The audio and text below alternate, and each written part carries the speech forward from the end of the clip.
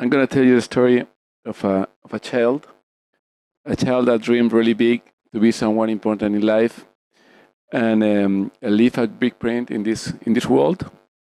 And have a wonderful family, a wonderful life, and travel all over the world as much as possible. Okay. Well, at the age of 18, at the age of 8, this kid, he used to spend most of the time with his father. His reference, he was spending hours and hours and days after school just with him, learning how the life of a businessman was, the life of an entrepreneur was, and learning the different stage within a company. So this kid, he spent most of the time with his father, learning out of the world of business.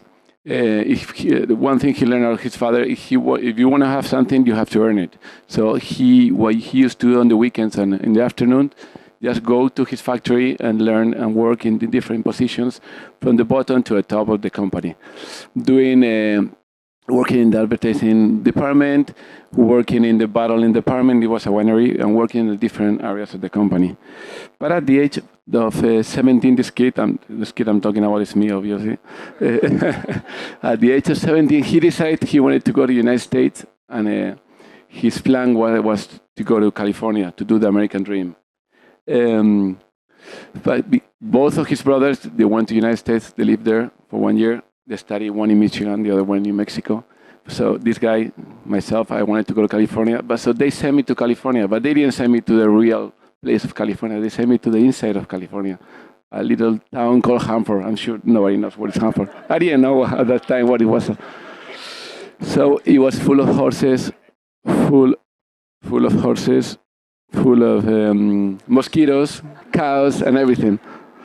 But it was a good experience while it lasted, because finally, with my focus, enthusiasm, and I finally made it to go to California, the real California. I went to USD. That was the place I really wanted. I even have time to create 2 different companies at that time. I did a surf company, and I did a maquiladora in Mexico. I'm sure most of the people know what it is. So, but after 2 years, as time was by, I was missing my family, missing Spain, so I decided to go back to Spain and create my career in Spain. So I started working for a company called Telepizza in the international department. I stayed there for 7 years, but they finally fired me. But the good thing about that is I got an economic compensation. I got a Telepizza within a movie theater, and I got some an advertising contracts within the company, so I continued growing my pocket.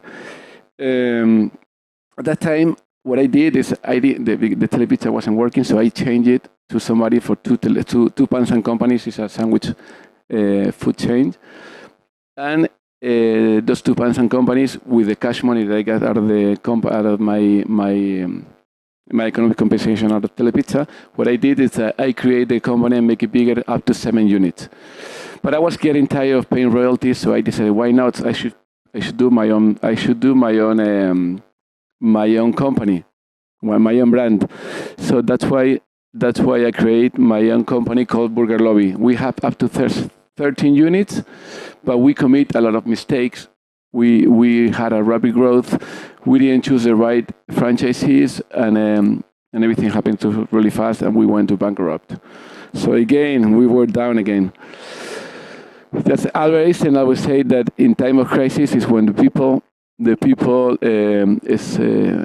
develop ingenuity, develop new skills and use ideas.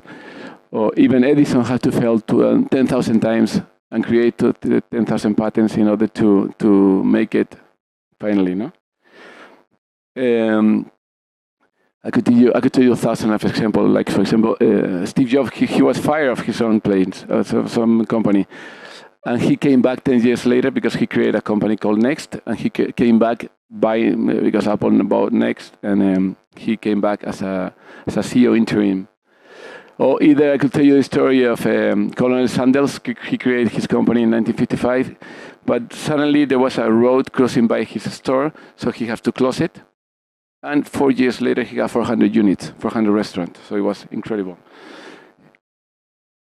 But my best luck was when I get together with my brother. He was coming out of the real estate. He fell in the real estate, and I fell, and I fell many times into the industry where I am right now. I did a lot of mistakes, but we are like yin and yang. We're very different. He's more quiet, relaxed. That's why he's doing the operational part of the company, and I'm doing the future part of the company. But finally, we get along better. Thanks to him, we create a company called Steak Burger. Then so far we have 8 units, 8 restaurants in the best places in Madrid. Then we create Oven, which is another, because after burgers, what do you create? Pizza. Everybody likes pizza. And then after pizza, what should we create? We create Mexican. So now we have Mexican, we have pizza, we have a home. We're not hungry at all. But the good thing about that, what I wanted to tell you and I want to teach you is that even though I made many mistakes in my life, I create many companies in my life, I fall so many times in my life, but the good thing is that even though if you fail, you can wake up and you have to wake up every day with a lot of power, energy, and don't worry what happened in your past, that the future will come always much better, And life is like a mountain. You have to do it step by step. You can go back a little bit, but you will go from each time you do something wrong, you create a shell on you that will help you in your next battle. So don't worry about that. And you have to. This is a sentence we have in one restaurant. It's si la vida te da limones, pide sal y tequila. That means you have to enjoy life just the way my wife every day she enjoys life. She is always laughing at me. And you have to dream really high, and leave a beautiful print in this world. Thank you.